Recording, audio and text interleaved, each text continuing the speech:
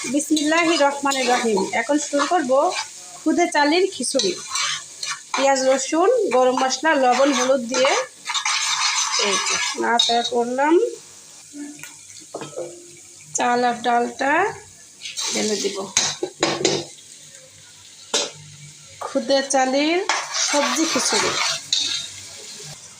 লাউ, মিষ্টি কুমড়ো কেটে রেখেছি।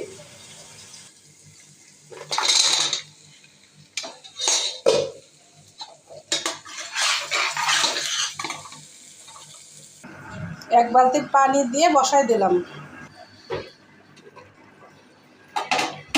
এবার মরিচগুলা দিয়ে দিব। খিচুড়িটা হয়ে আসছে, এবার জিরের গুঁড়ো দিয়ে দেব, ভাজা জিরের গুঁড়ো। খিচুড়িটা এখন রেডি। ভাবা যায় এত সুন্দর একটা কালার আসবে। খুদে চালের খিচুড়ি, সবজি খিচুড়ি, সেই টেস্ট। ধন্যবাদ।